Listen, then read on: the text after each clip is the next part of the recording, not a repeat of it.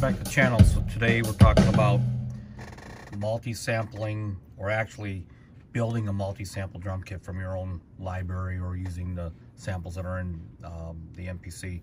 And this really stemmed from a request that I had for Superior Drummer and how to get it into the MPC. And the really only way to do it is, first of all, I own Superior Drummer, and I own the Eddie Kramer Superior Drummer kit in here that I sampled.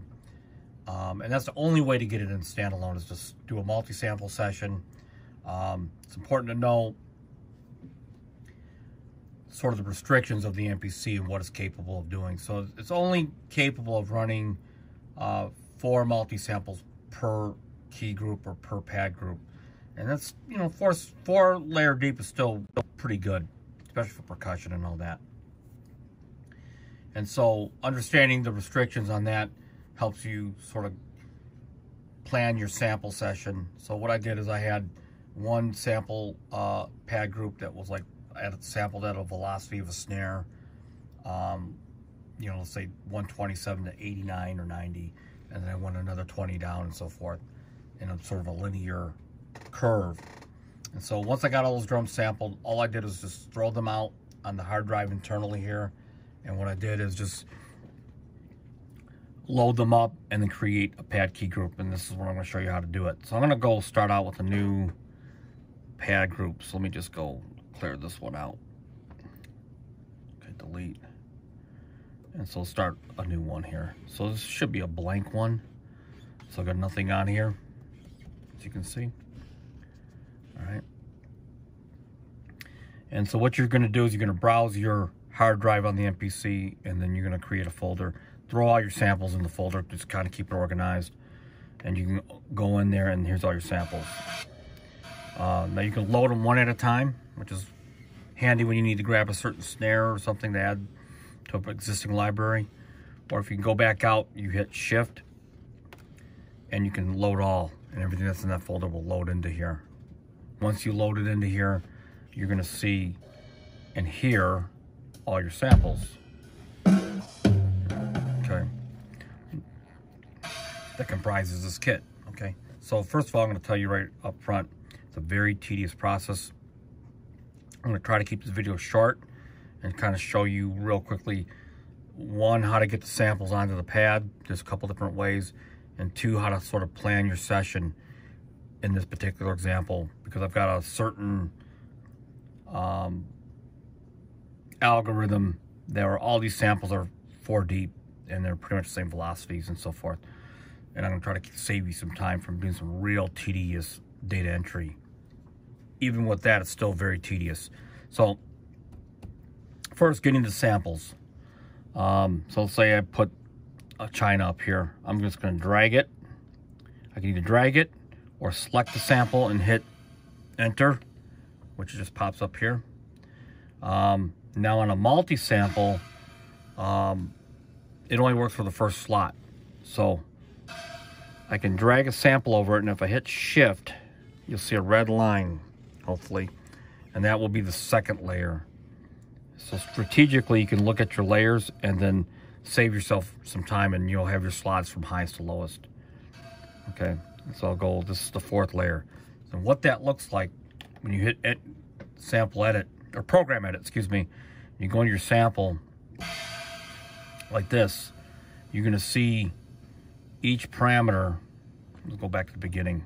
So it's your sample, here's your 2nd layer, 3rd layer, 4th layer, right? And I'm going to go to the velocity start and end. So like I can have this first loud sample be triggered only at velocities from like 127 to 100, and I can do 99, let's just say, to 60. Better yet, you can actually do your velocities based off your sample session. And so one of the things I suggest is you write these numbers down. It will save you a lot of time. 127, 93, 60, 28. Which is right here, 93. Yeah, that gives it sort of accurate. 92, 260, 60 to 59, and then this is the 28. Enter, and this is 27. So now we have all 4 velocities here represented. Now you can hear a cutoff because in the global, for the global applies to each pad setting, not for the whole pad group. But this pad group, so it's, you can see it's mono. If I give it like 3 notes of polyphony, it's not gonna cut off so abruptly. You can actually give it more notes if you want. Okay, so that's just the basics of everything. Now you can imagine if I were to do this for every pad, so let's show you the velocities. You can see every time I go to a pad, it's defaulted at 4 layers, and we know that the kind of pad group that I'm creating in this particular example is going to be a multi-layered sample, but they all have their own velocity groups. So you can imagine this would be very tedious to create. So one of the things that I recommend is to copy, to make it like a pad template. So what I would do is I would copy this to 2, do it. Copy this to this, do it. Even though I got samples on here, it's okay. Copy. As you can see, I don't have to do this every time. Okay, so like the first 8 pads here, for example, are set up. Now they're all China's because I had this pre-mapped to it. But like I said, when you go to pad assign, right here, let's say I want a tom-tom. Let's do a snare. Okay. So for example, I can put a snare here on the first one.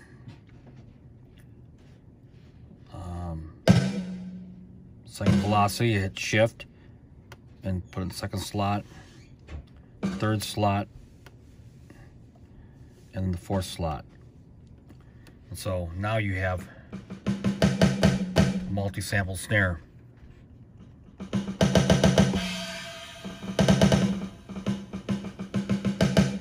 Okay, and that's pretty much how I created this kit. Now, and then it's your preference on how you want to do this. If I create a pad and I want to just move all this over from here to here, you just hit copy and you just go to whatever bank you want. So I can copy that here, and now I don't have to reproduce this again. Another pad is here. So if I had a kick, for example, I can just copy this pad over to here. Oops, close. Let's see. Copy this over to here. Even though I got samples on it, it copies the parameter. And now I can go to the kick, for example. There's a kick right here. So I can go to the largest velocity, which is right here, drag it here.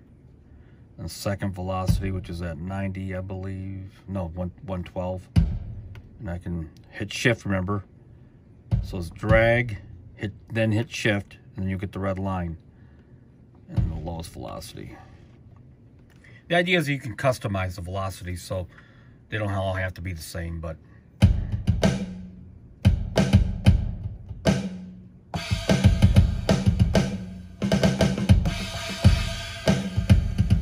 so what you have essentially is a full kit. So let me go back in here real quickly. The other way to do it, I'm not sure if I said this or not, but the other way to do it is to pick your sound from this list here, which you can pull it up. You don't get the audition, but you can pull it up from this list, and that's another way you can assign everything, other than instead of dragging like I just did. But the beauty behind this is you got yourself a pretty darn good kit.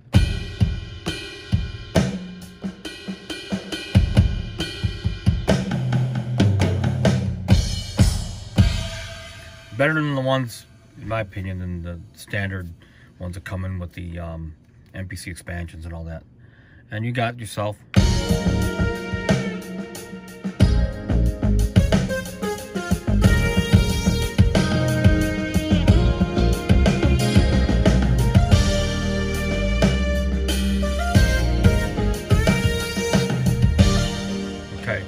then the other part about it is later on you can sample other drum, like snare drums, for example, and have yourself 5 or 6 different multi-layered snares.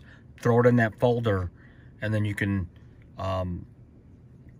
copy those snares to another bank, like Bank B, and that way if you want to swap a snare out, you can just have a snare bank, and whatever snare you want, you just hit that pad, copy it, and copy it over to your primary bank. This is your performance bank, the one that you play for the most part live on. So, and I'll discuss, strategies and techniques in another video, but this is just a general gist of making your own pad group for your own drum performance. So until next time, leave any questions or comments, and peace out.